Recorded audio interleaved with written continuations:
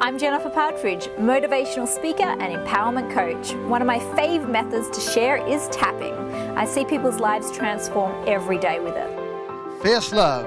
Jennifer Partridge will be talking. Thank you so much. Who here today wants to bring more love into their life? Who wants to activate the patterns of discord in your life to another level? The places inside of you that get triggered or create anger and frustration. Who wants to bring love to those areas? I know I do, and I know every single human being on the planet does as well, because it's our nature. Our true nature is love. And we weren't taught appropriately in our day and age on how to love. We were passed down programs of fear. And it's not our parents' fault, and it's not their parents' fault. It's passed down through the DNA from the ages way, way back. And science have done these tests on the DNA.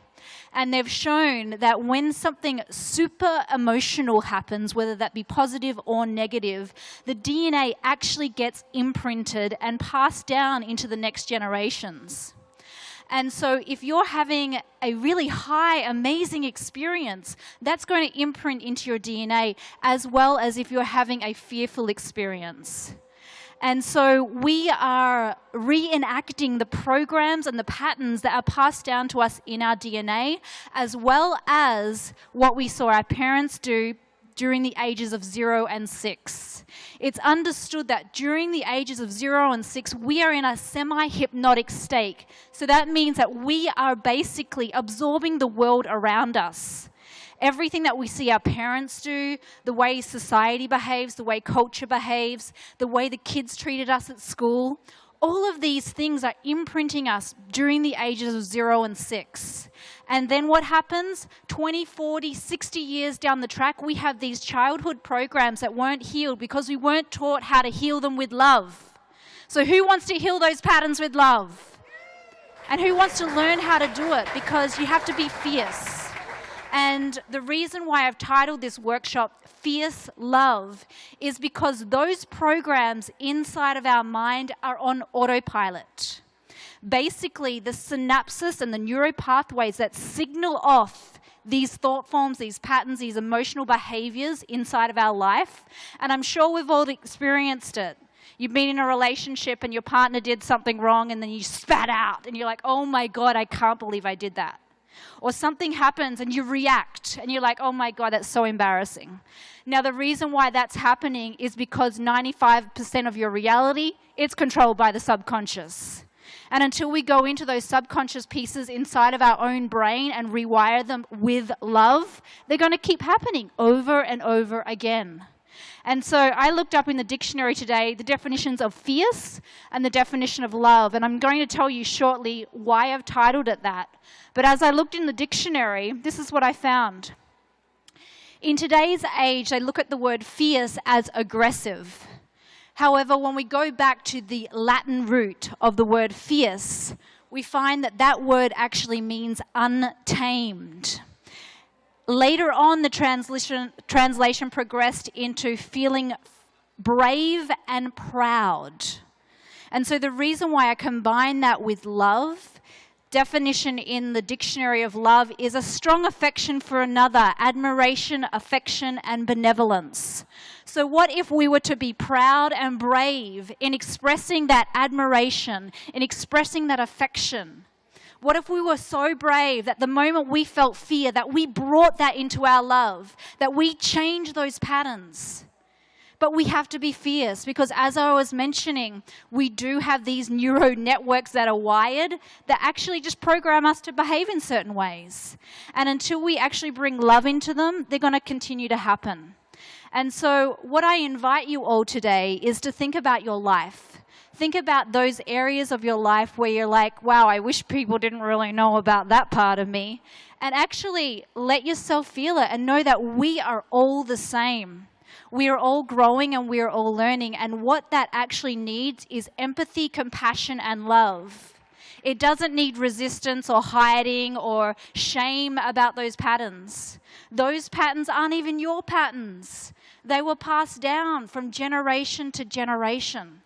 And so it's not your fault that you have these patterns. But what you do have is you have an opportunity to say, it stops right here. And I'm going to bring love into the equation now. And I get to change the way the future generations experience these patterns on the planet. And I get to give myself immense amount of love so that when I feel love for myself, it overflows into the world around me. And I say that we can do that for ourselves, and at times it's going to be deeply uncomfortable because fear is uncomfortable, and it shows itself in so many ways. It shows itself in aggression, it shows itself in resentment, it shows itself in shyness. It expresses itself in many uncomfortable situations, but that is the place that you get to go to. That is the place where it's saying, I want love here. I want to be held. It's that child at 2 years old that didn't get a hug from mummy and daddy and really just wants a hug. And so we get to go into our life and we get to hug those areas and love them up and forgive ourselves for feeling like that. And when we forgive ourselves, then we have more to give to the world around us. But we must first forgive ourselves, because if you cannot do that for yourself, you won't forgive the world around you. And the stories and the projections will continue to reflect in the world around you. Now, I want to tell you a story about something that happened to me in my own journey. I teach emotional freedom technique, also known as tapping.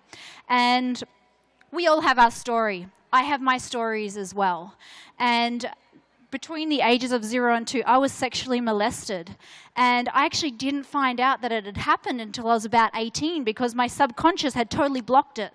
It didn't want to know, but it was showing itself up in patterns of discord, in fear of being around older men and things like that.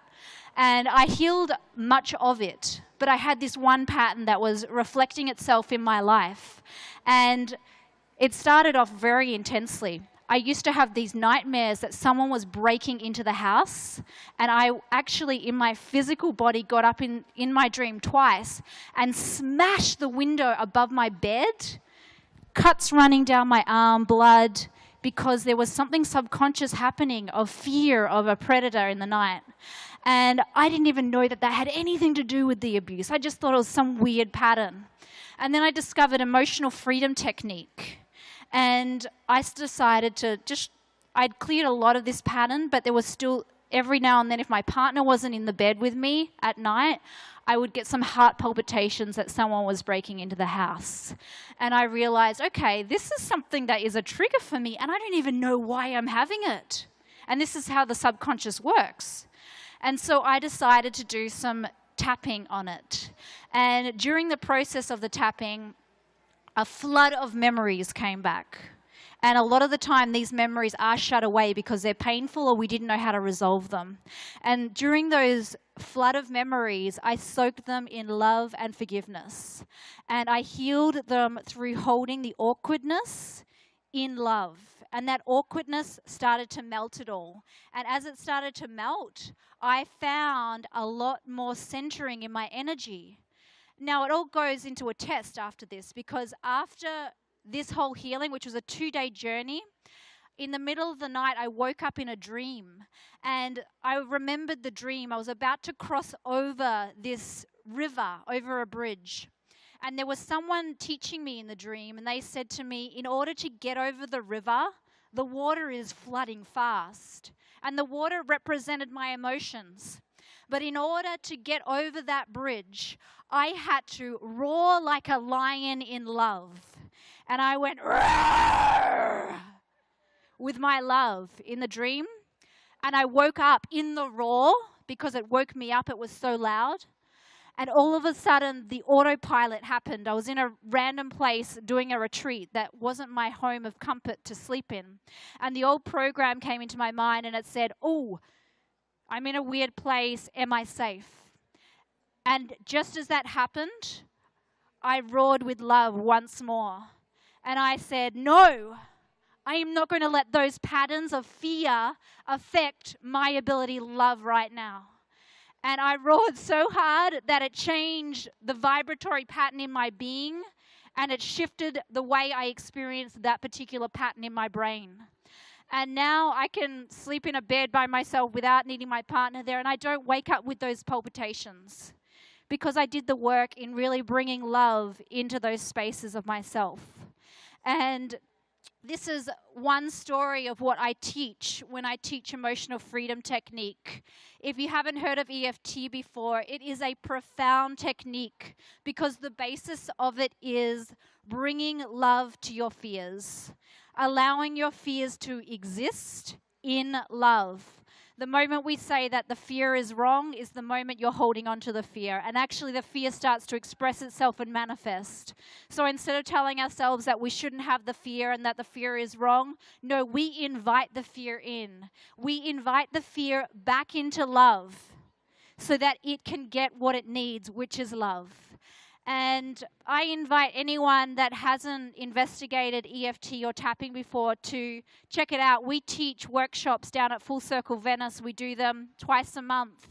And it really is a powerful community of coming together where we really heal these patterns from the inside and we allow ourselves to be vulnerable. We allow ourselves to feel those fears. Because in so much of society, we're taught that we need to act and be a certain way and behave a certain way. But inside, we're all the same. We're all seeking to have more love in our life. Come and just bring whatever it is. You can use EFT on absolutely anything. And this is really the tool that I teach now.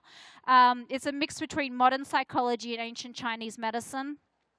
You're using the meridian points in the body to tap percussively to clear out the charge. Because when there's an emotional challenge, a drama, or an accident that happens physically to the body or emotionally, you have a physical block that also occurs in the meridian lines, in the energy lines of the body.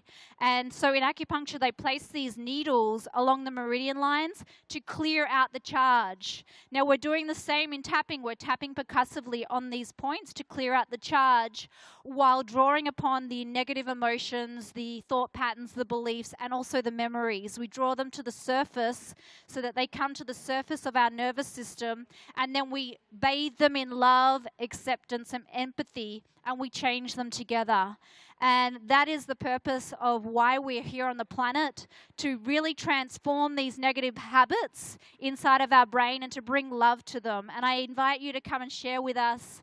And I really give you gratitude for your journey, because your journey is like everyone else's, and we're all learning and growing, and no one is perfect.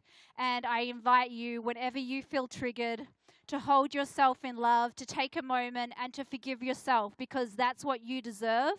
And through that forgiveness, you will be set free to have the life that you desire, to create what you want, and you will have the spaciousness inside your body and inside your mind to really manifest those intentions in your life.